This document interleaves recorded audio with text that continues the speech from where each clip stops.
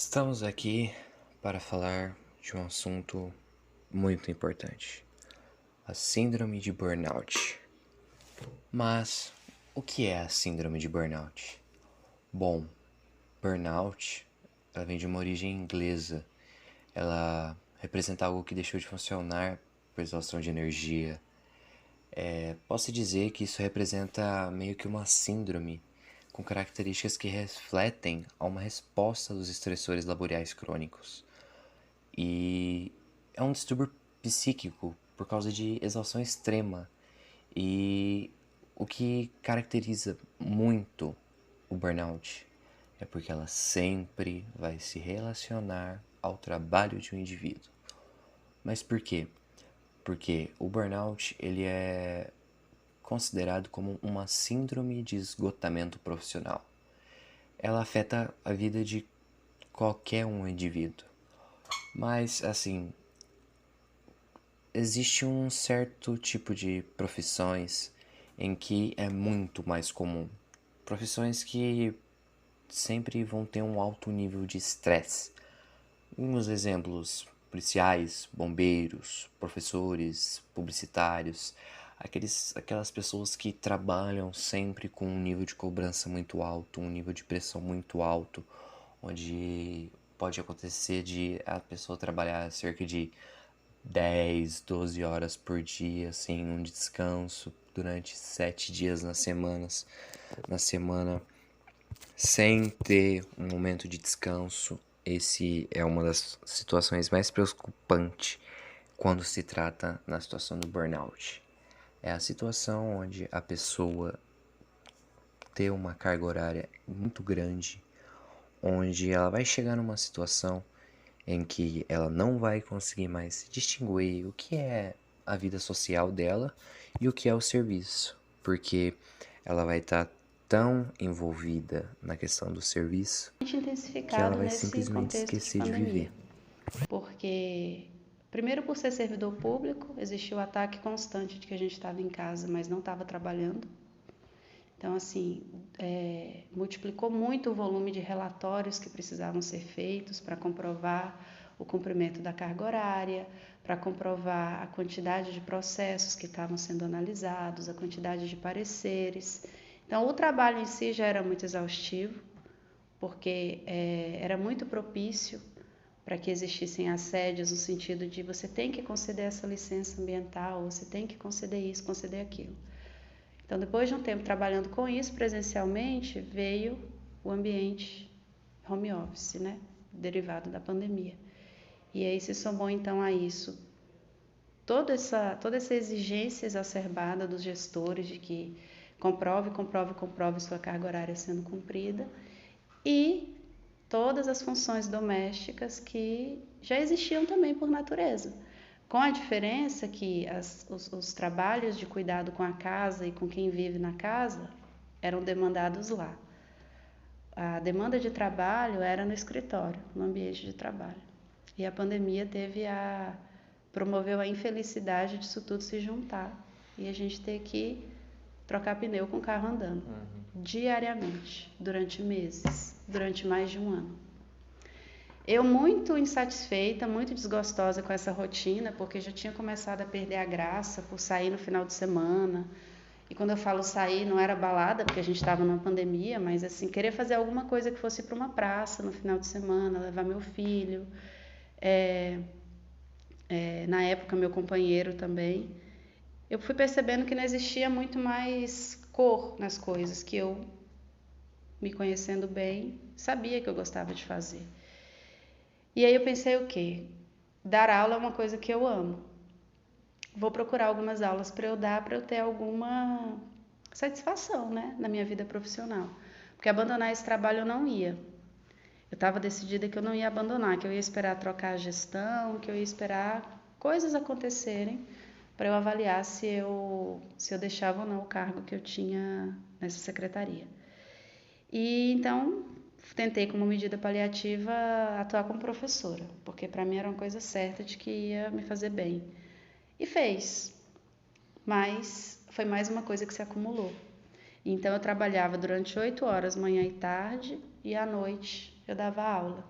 já nesse ambiente EAD, porque, né, era pandemia, eu já comecei assim, nessa época em que eu comecei a dar aula nessa instituição.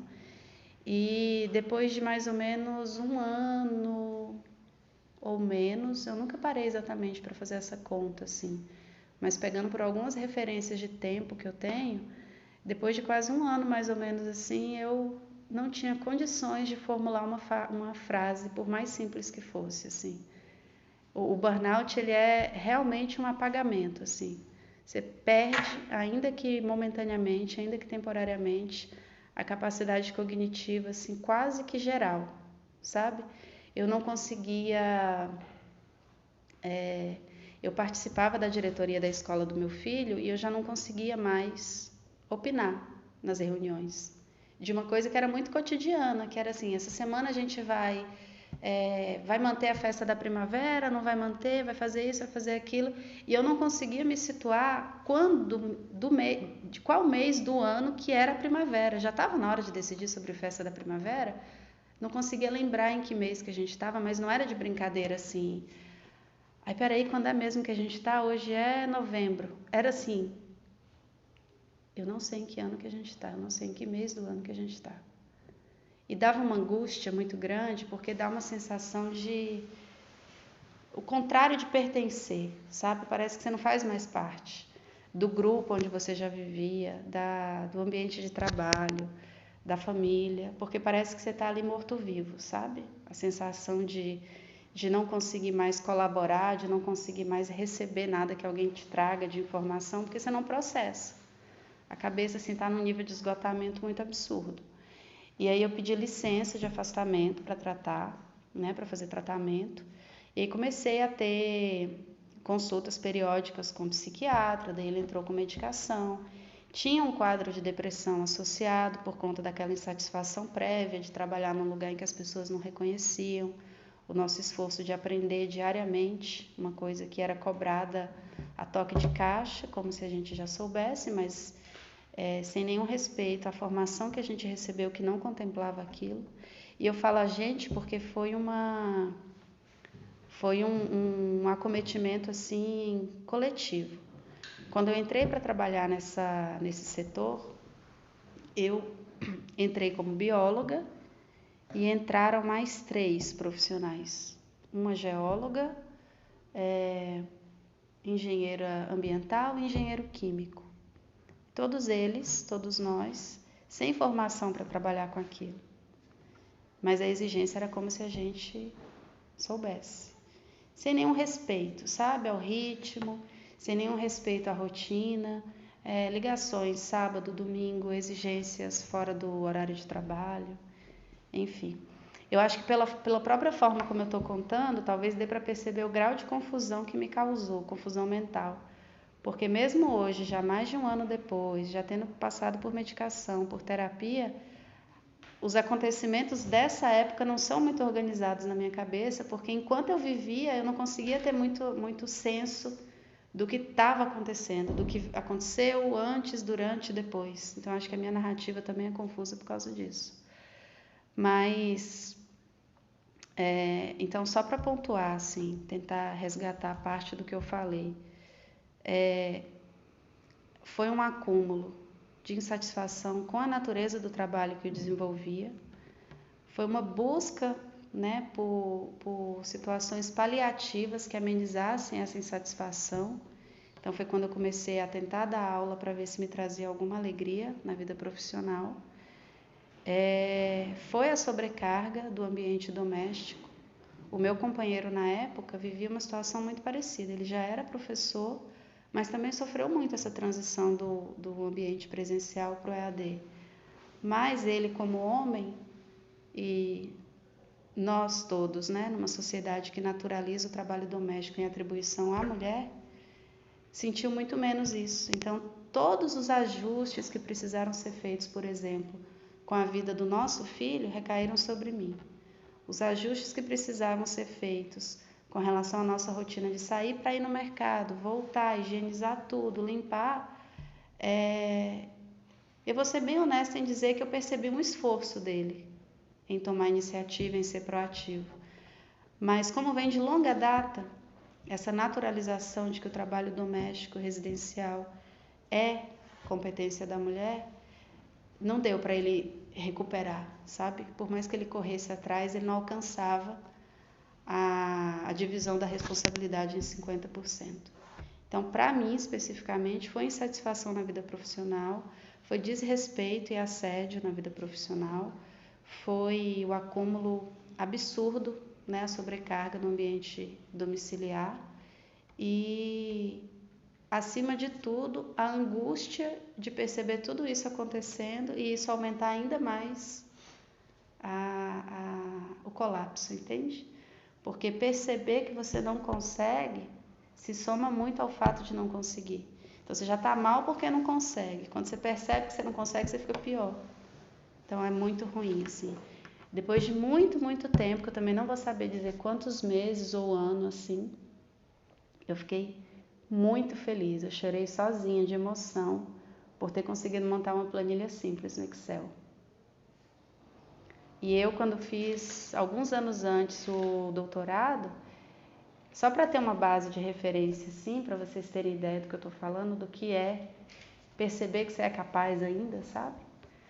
Eu tinha trabalhado com planilhas, assim, muito, muito extensas, porque eu trabalhei com bancos de dados, assim, as planilhas tinham 15 mil linhas, tinham 10 mil linhas, eu trabalhei com linguagem de programação, assim, no R, desenvolvendo modelo estatístico e tal. Então, era uma coisa que eu sabia que eu conseguia e que eu tinha perdido. E doía demais perceber que eu perdi num trabalho que não me valorizava, era muito ruim isso. Mas o tempo passa, né? A gente consegue se distanciar da fonte do problema. Eu não sei nem se indispensável é a palavra, sabe? Eu acho que muito mais do que indispensável é a terapia para quem passa por uma situação de burnout, porque a gente não consegue superar sozinho, não. Muito difícil.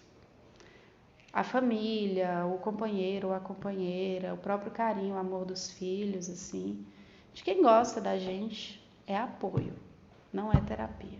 Terapia é terapia. Então, se tem algum conselho que eu dou, é na medida do que a pessoa tem de possibilidade financeira, né? Que às vezes não pode deixar o trabalho. Eu não deixei de imediato por isso, eu não podia abandonar meu trabalho sem ter outro. Então, na medida do que é possível, se existe ali condição da pessoa abandonar, reconhecer a fonte do estresse crônico, do burnout, abandonar aquilo, se distanciar e logo em seguida buscar terapia, não sei, eu não sou profissional da área, né, de saúde mental, mas é o que eu vejo como alguém que viveu esse quadro que é fundamental, assim, para superar, sabe? Acho que é isso, assim. O adoecimento mental é algo muito frequente, muito presente na sociedade que a gente vive, que olha muito para a produtividade, né? Olha muito para o lucro. Eu não vou nem entrar no mérito de lucro para quem, porque é uma massa de trabalhadores deteriorando a própria vida, produzindo lucro para um grupo de muito poucos, assim. Não vou nem entrar nesse mérito, mas de uma forma geral, a gente vive para trabalhar e não trabalha para viver. Eu acho isso muito sério, assim, muito crítico, sabe? A gente vive num modelo social que demande da gente muito mais produtividade do que saúde e felicidade.